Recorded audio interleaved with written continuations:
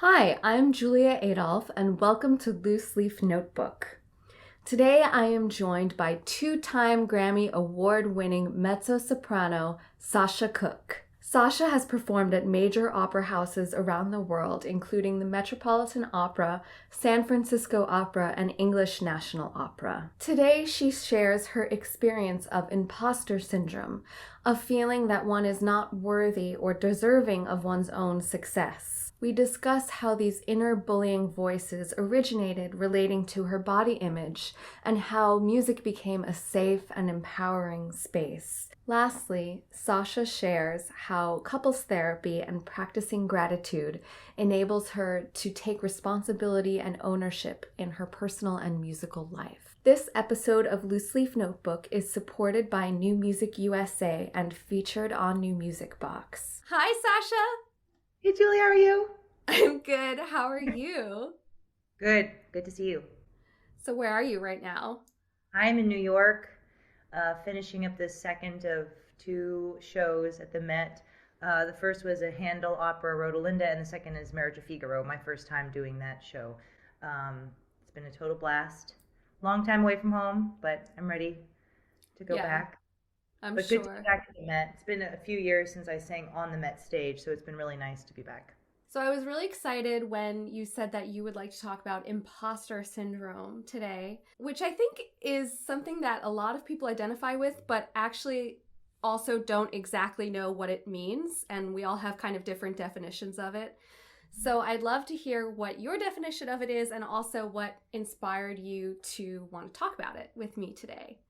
I love that question because I haven't thought about the idea of different ways of defining it. It's really interesting. I'd love to know what your definition might be because for me, I think what comes to mind are voices, ones that say you don't deserve what you're doing right now, someone's going to find you out. How did you get this position? You don't deserve it. You didn't do the work. It's anything that is questioning your self-worth or achievement. And for me, that came up right now because of those very jobs I just mentioned. I am at this major opera house where I was a young artist, so there's a little bit of that, uh, stepchild, like do they accept me? Have I, made them happy because I'm a product of their program? So there's a little bit of that insecurity there, that's seeking for approval, which maybe isn't well founded or, a good thing at all, but it exists. So Right. the Met brings that up for me. Also, most places where I sing, as one of my managers once said to me, you have a good track record of getting rehired. So it's really rare I don't continue a relationship with a place. So I think the imposter syndrome is also connected to the Met in that I'm like, what's wrong with me? Why haven't I been there last year? What don't I have? And so I start to answer those questions on stage, which is really not helpful. Because then I think the mind can do horrible things. I mean, as you know, like, I think we have to take really good care of our minds, what we put into our spaces, emotional, literal, musical, personal, romantic, all of it, what's in our personal spaces. And if it's not serving us, if it's doing damage, and that includes what we put in there. Right. So I think it's really hard to stop and say, hold on, I don't need to listen to that, or that's not true. So do those voices come up for you while you're performing? Yeah, I'd say right before. Okay. And then the question is whether they win in the moment of performing. And I think to some degree they're there.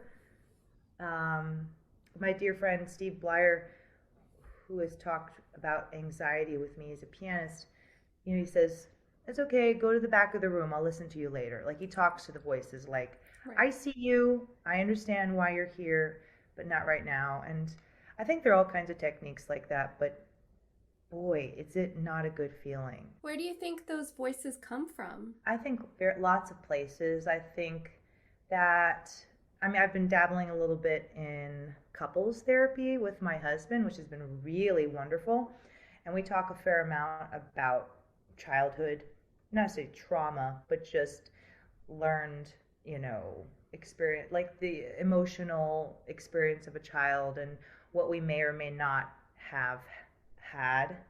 And it's possible that those voices could come from that feeling of loneliness or isolation when we were little, that didn't feel loved or didn't feel seen or didn't feel worthy, and then gets on stage and says, oh, am I really good enough for this? And it does help to have love in your life, both from yourself and from those around you that say, yes, Julia, you deserve this. You're great. You're awesome. And then those voices are the antidote to the meaner voices.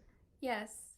I mean, my understanding of imposter syndrome is that it's almost doesn't matter how much evidence is given to you. You know, you can have X amount of debuts around the world or X amount of invitations to come back to the Met, but none of those tangible successes are actually enough if the imposter voice is strong enough. My understanding is it's an inability to internalize your own success. That's fascinating. And now that you say that, I think they often go together. I often think the more successful you become, the more present imposter syndrome is, because the pressure is higher and you don't see yourself as deserving. I just talked to a colleague at the Met around my age, singing a big role at the Met, and she said, I think you'd be surprised, Sasha, how many in this house I've had this exact conversation with. And she said, it's not a coincidence. We're at the Met, and it's overwhelming. And I think that there's a good aspect to it in that we appreciate where we are. If imposter syndrome means that you have a narrative that explains all the reasons how you got to where you are that don't include your actual raw talent, what does that narrative look like for Sasha Cooke? Like, how does Sasha Cooke explain where you are with your incredible voice if there's a part of you that still thinks maybe it kind of worked out that way somehow? Yeah, well, it could say, you got to go to a privileged, prestigious institution like Juilliard that put you in the right place to be heard by the right conductors. You're white, you're female, you're redheaded, you're pretty, therefore more men will hire you. You don't have to compete with men because your voice part is very specific, therefore, and you're in a field with fewer of that voice type, so your competition's lower. If you were a soprano, you probably wouldn't have a career.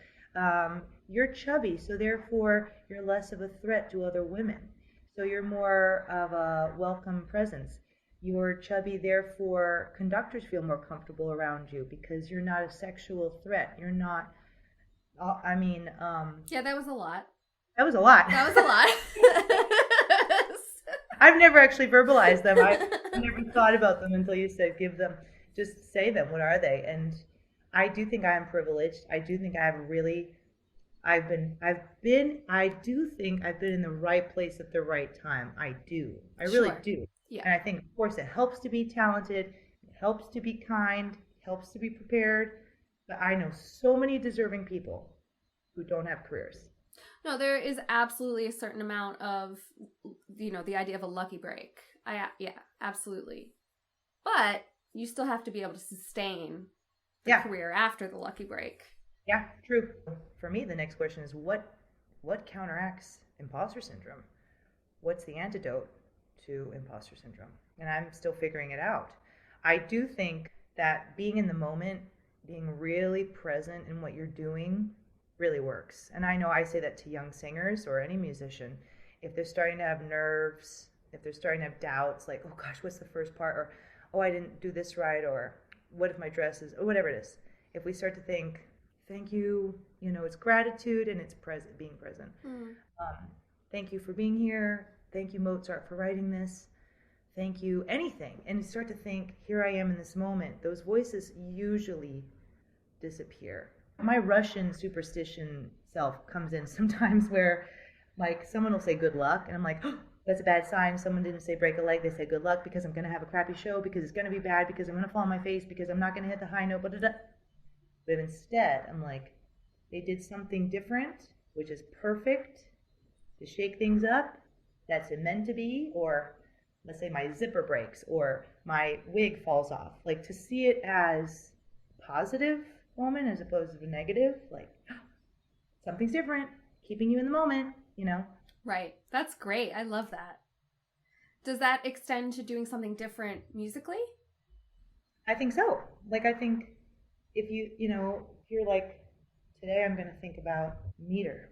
I don't know. Like, I Yeah. think for me, it's like this moment, there's this side to it too. I've been playing it this way, maybe today, and then that whole scene, which can seem like daunting, like you got to do the aria, you got to do all this stuff. Instead, I make it about one moment, and my focus goes to doing that dramatic thing, and then all the rest just falls into place. Mm-hmm. Gratitude for me is a big secret weapon, and if I could get a tattoo, it probably would have to do with gratitude in some way. Because I know that when I've been on the road and lonely, jet lagged, in a different time zone than my family, let's say sick, which is really frustrating as a singer, Yeah. gratitude is my medicine, because it's so easy to get negative and start seeing the lack. Oh, I could have done that better. Oh, you should have arrived earlier and adjusted. It does, it's so easy to find fault. So for me, if I say, thank you for this perfect cup of coffee, thank you for this beautiful tree, thank you for this Airbnb, which is really nice, then I start to see my reality is different, and it transforms literally my experience. And often if I have someone in the audience that I love, I'll think about them and only them, like, oh, I'm so lucky this person's here. They will be happy that I even just showed up. Doesn't have to be the most perfect performance by what I see as perfect. They're already happy. How did you learn that kind of mental reframing? I don't know. I wonder. I mean, I have really great parents, and my mom is a little bit of a people pleaser to a fault. Sure. Who's always thinking about the the people she's with as opposed to herself. I think maybe a piece of it is that I was picked on as a kid. I was very chubby basically all of my youth until I was about 20, really until I went to college, started doing my own kind of workout routine, diet, changing lots of things. From my highest to my lowest is almost 100 pounds that I lost. So it was a big journey. And there was this yearning to be loved and a yearning to be welcome in the room. And I think one of the reasons I love music is because everyone's welcome. And I love that. I felt very quickly upon getting on the stage that one feels beauty, one feels really special, and one feels the spotlight, that no one can really touch them. I had a very bizarre experience over a decade ago singing in Georgia in a small town, and there were some kids that were in the corner of the hall, and they started talking or laughing. I can't remember what it was exactly, but one of the pieces I was singing was this very intimate, quiet Debussy. And I felt like anger rise up in me because I was so shaken that someone would talk during or laugh. And I walked off the stage and I thought, I need to make an announcement. I said, please, I just said to the room, if you can keep your volume, or I said something, that would be appreciated, because I was finding my focus was getting distracted. But I think that inner chubby kid in me was feeling triggered because someone was laughing or giggling, and I suddenly thought, they're laughing at me, which is very unlikely, but I thought that. Same thing happened in Dallas. I was walking in the street while I was working at Dallas Opera, and a truck goes by laughing to themselves, but I immediately thought they were laughing at me, and I immediately felt hurt. So I think that the gratitude in a way is because I'm so grateful to have this opportunity to shine, and I think had I always been the popular kid, or always been liked, or always been the most beautiful, maybe I wouldn't. I don't know. I don't know, but it's possible that that kid in me is so happy to feel embraced, you know? That makes a lot of sense. So did some of those voices, those sort of mean internal voices, which I definitely can identify, I have a whole slew of them, and they have names and everything. It sounds like they started in childhood. That's a great question too. I mean, my memory is so rough. I Yeah. sometimes wonder if I have bad memory because of emotional issues, because I don't remember when the mean voices started, but it would make sense that they were literal voices that became internal voices. Sure. Um, you know, and defining when that switch happened is hard. I I just I I'm grateful that regardless of what was going on in life, that when I sat down at the piano, no one could touch that. Like no one could enter that space. So I think to some extent that fortitude is still there, even amidst imposter syndrome, even amidst the ego connected thoughts that come up at the Met, or which sometimes are from people. Like you hear, those that are hiring you making critical remarks, and then you absorb those and then take them literally. I mean, that kind of keeping that wall is really hard as a performer, Right. because we're always getting opinions from people. I'm sure you feel this way too. So when do we take them in, and when do we say that's not for me? I don't want to believe you. I'm not. Well, I don't believe you Right. because it's not all good. I think that's been another one of my learning curves is, oh, I can't trust everyone. Oh, oh, that person's actually not good for me. It's been really hard to then say, well, no. Right. Or there might be certain institutions or partners creatively that are toxic, and it's important to step away from those offers even if they're glittery offers. Yeah, it's still hard. One of my new or recent goals has been that if I have a hint of a red flag, just the smallest hint, that's a no. And I have to really try hard to listen. Is there a red flag? Because I Right. usually don't want to hear it, and I want to say, I can do it, sure, I can do it, I can do it, I can do it, I can do it. I don't think about myself. I want to do whatever people want me to do. Um, so also even knowing what I want has been hard to figure Sure. out. And I Right. think travel really works well for me because I'm forced to be alone and sit with myself. Because when I'm home, especially you mentioned my daughters, if I'm doing the mom thing, I could do that all day and never say, well, what do you need? Like I did a class the other day with the Met Young Artists, and the person interviewing me said, well, what's your idea of self care? I thought, okay, that's a great question. And the first thoughts that came to mind were trying to find a space to be alone. Because as much as I think I'm an extrovert, I'm probably an extrovert introvert, or what's called extrovert introvert. Yeah. And practice. Like I often find that if I actually get to the piano and I prioritize doing that, that I'm doing self care because I'm more ready for the next job. I've at least had that time, with myself. One thing that I've been doing is, so I work with a creative coach, and I have a lot of anxiety that gets in the way of writing, and even though it's not a performance in front of a audience, in real time, I am ultimately imagining, the work being performed. Yeah. And so I find it helpful to actually name my mean voices. And part of their name has to do with where they come from. And then I have little boxes for them. And so I will write, if I have a mean thought, I will write it down on an index card, and then I put it in the box for that Wow. kind of voice. And I had to do that because it was just so noisy in my studio, and there was just all of these different, like, this isn't good enough, this isn't. And so one thing, just to give you an example, is, my inner critic voice, I'll say to him, because he's a guy, I'll say, thank you, but I don't need you right now. You're going to be really helpful when I'm editing, but not right now when I'm just brainstorming. Like, it's too soon. And so I find a way to sort of find their use, right? Because sometimes they have a certain amount of use that have brought you to success, but mostly they're destructive.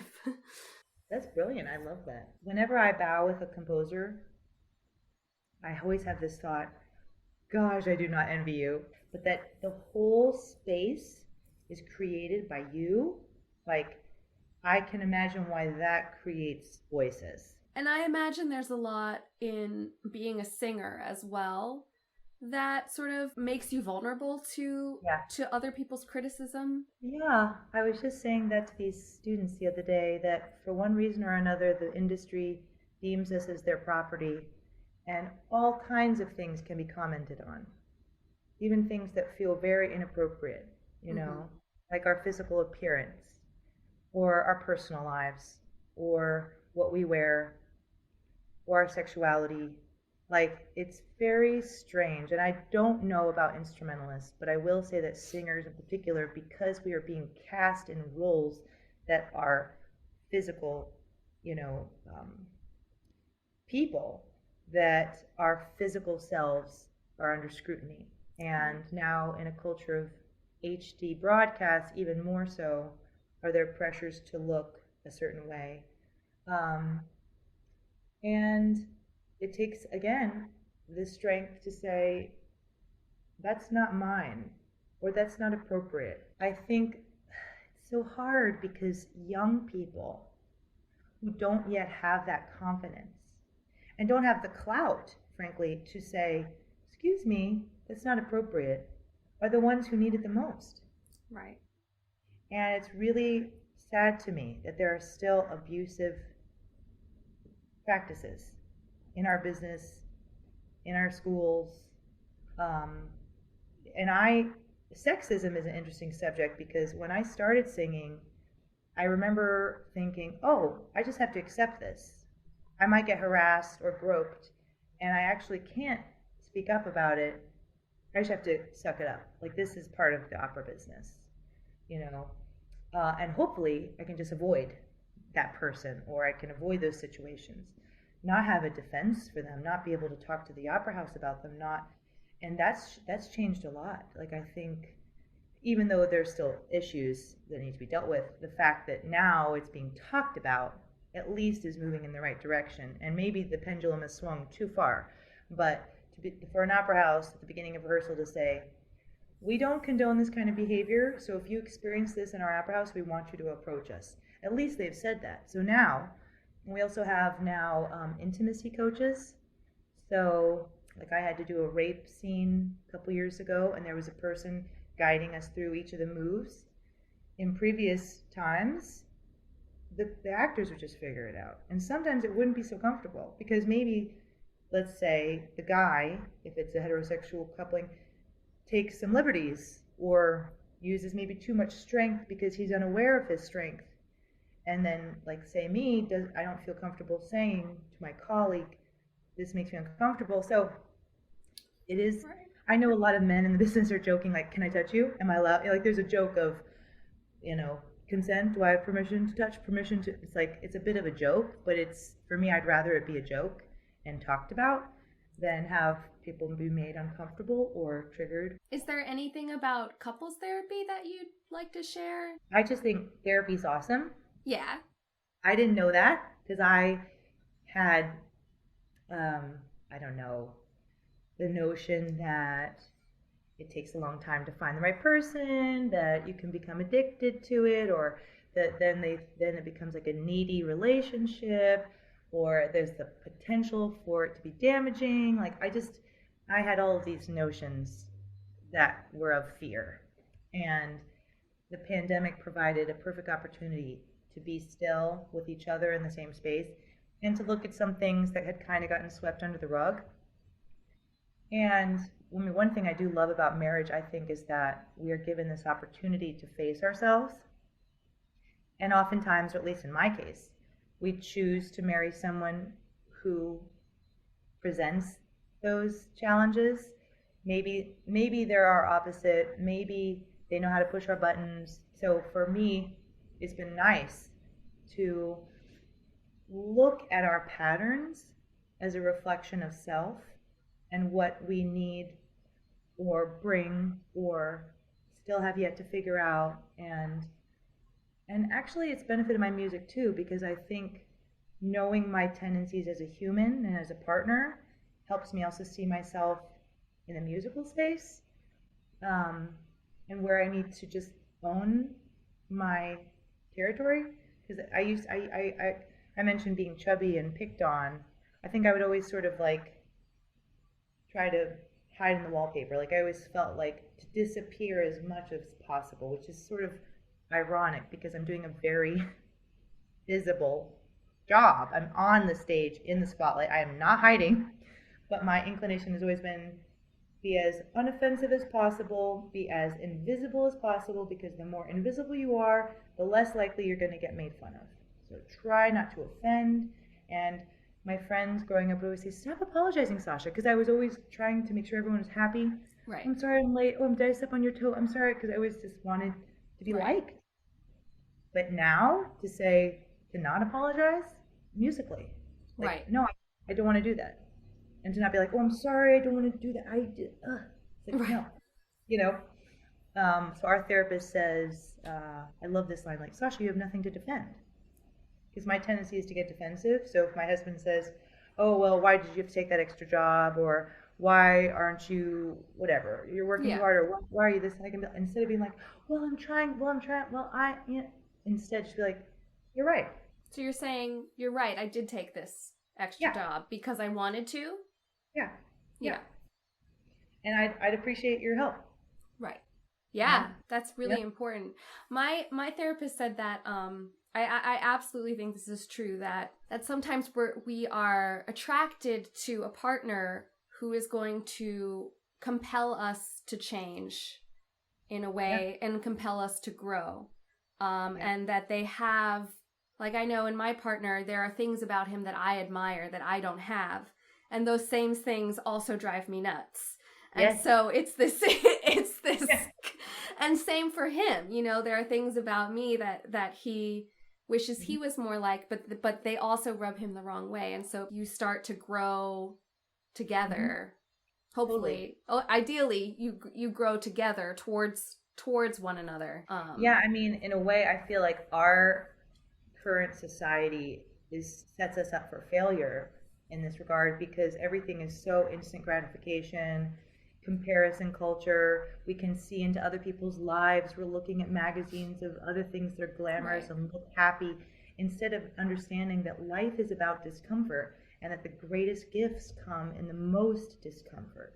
I'm sure you would say that about your anxiety, that facing these difficulties actually makes you stronger. I mean, it sounds banal, but it's true. It's like my husband, one time we were crossing the street in New York, and the cyclist came whizzing by with all this profanity. I don't know if he was mad that the group of people were crossing the road, but it just was like so much anger and ugliness. And I was like, oh. And my husband was like, he laughed. And I remember thinking, how could you laugh? That was so. And he said, it's about him. My husband's really good at not giving a shit. He's just like, care. Like, he was like, I'm missing that coffee date. I'm like, no, but we told him we would be there and we have to be there. And he's like, who cares? Right. I'm like, wow, I really don't have that. I need that. And he probably also sees me as a means towards more community and more vulnerability, which he probably wants. Right. And I think you're right. I think that is, and it's a really great journey. Marriage is very difficult, I think. And now I'm starting to shift my perspective, and don't put it that way because that sounds negative, and to see it as a gift, you know. So what is the gift? Instead of saying, this is the hardest thing in my life, like this sucks. Right.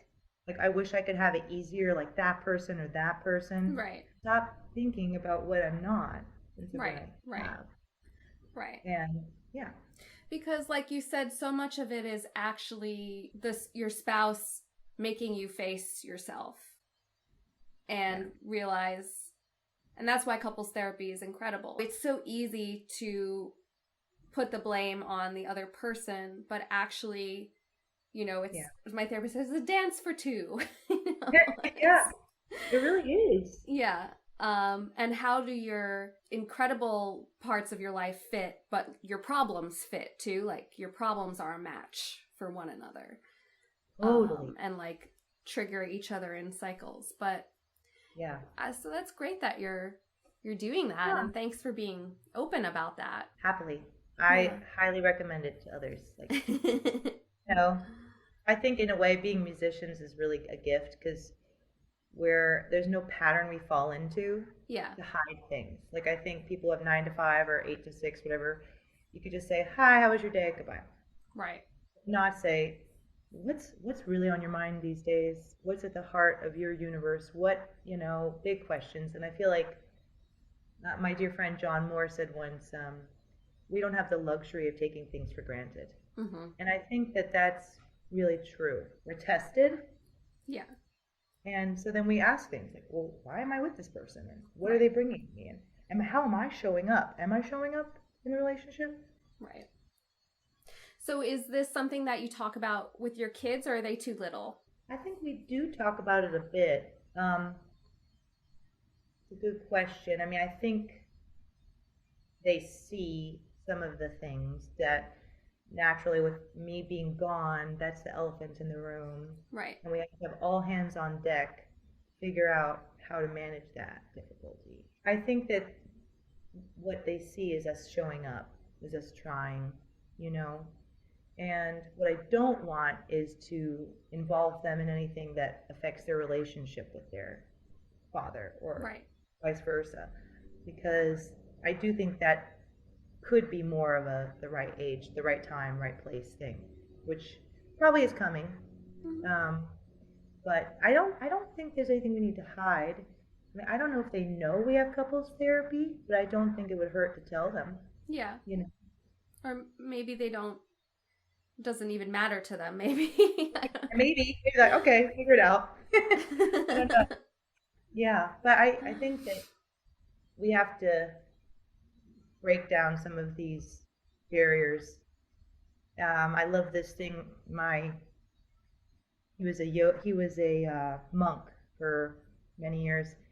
He's in his 60s, and he said, "I spend most of my time unlearning things." Mm-hmm. And I like that idea. That the idea we can't tell our kids about this, like why? Of course we Right. can. I think the next generations are going to teach us so much, They're which so is really, different. they're so different, and Yeah. it's so exciting actually to open our eyes and remember we're learning from them. It's not just Right. the Have you read any Brene Brown? oh, love her so much. I've learned a lot from her, and she's in Texas, of course, which is kind of cool. So I felt like the Right. dream of meeting her. You brought up this idea of worthiness, and that reminded me of Brene Brown's work because I feel like that's so tied into imposter syndrome and anxiety. This idea that we have to behave a certain way in order to be worthy of Yeah, love and yeah. belonging. Something I've taken away from Brene is there's never too much in saying to ourselves, "You're beautiful. I love you. You're so wonderful. You're great. Like, good job." Like, when do we do that? When do we actually say, Right. and really mean it? I love that. Like, sending out those thoughts really has power. Yeah.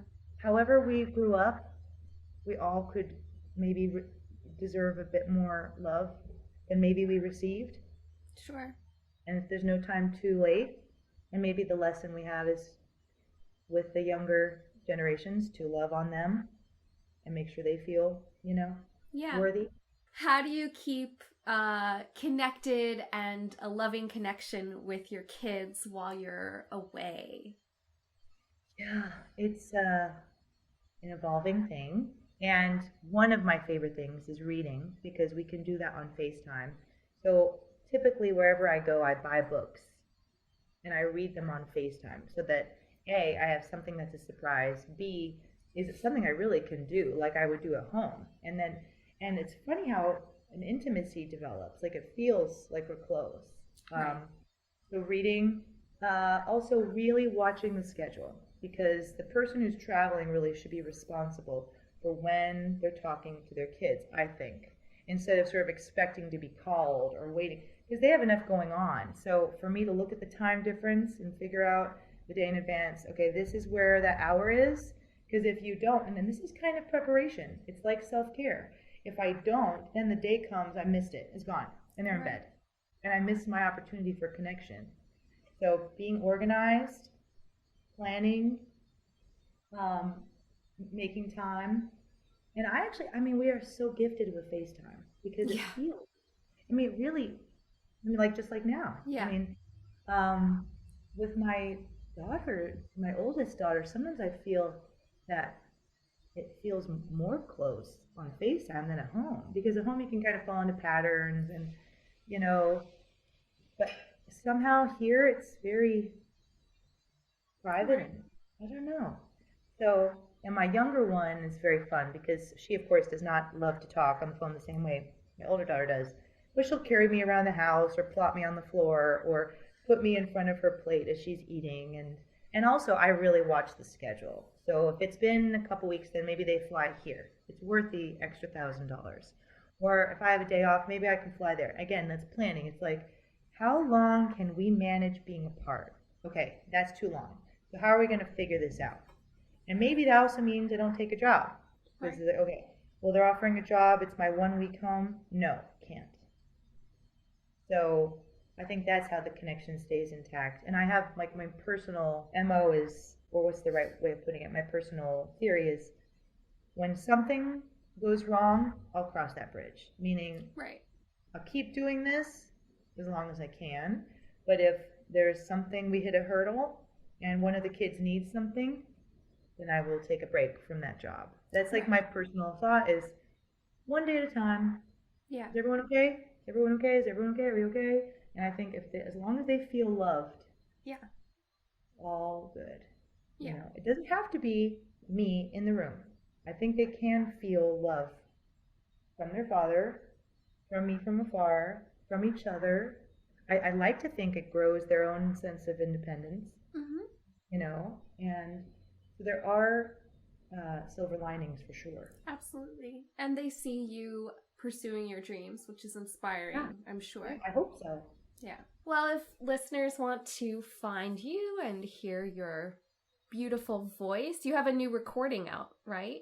Do you want to plug that? Yes. It's all new songs. It just came out in Pentatone. It's called How Do I Find You, which is the title of Caroline Shaw's song. I want to keep commissioning new songs. That's sort of one of my goals. Something I learned during the pandemic is you make your own projects. You don't have to wait for something to happen to you. Make it happen. So that's kind of my goal now. Instead of waiting, usually composers call me. It's rarely the other way around. Okay. I can do this. Why not? Yeah. So we can go to your website. Yeah, SashaCooke.com, and Instagram is Sasha Mezzo Mama, and Facebook I think is Sasha Mezzo or Mezzo Sasha, something like that. So you can find me. Well, thank you so much. So happily, and I'm glad you're talking about this, Julia. It's really awesome. Thank you. Thanks. By the way, our youngest is Julia. Oh, well, my cat's name is Sasha, so. Oh, really cool. I love it. Awesome. I'm so grateful to Sasha for being so open with us. And it's an important reminder that personal and musical growth is a lifelong journey. It's very powerful to pay attention to the voices and messages that you are sending to yourself unconsciously. And I believe the more we can understand them, the more control we can have over our own lives. And lastly, I agree with Sasha that art and therapy can allow us to face ourselves and give space for healing. So thank you, Sasha, for being with us today, and thank you for listening. This episode is supported by New Music USA and featured on NewMusicBox.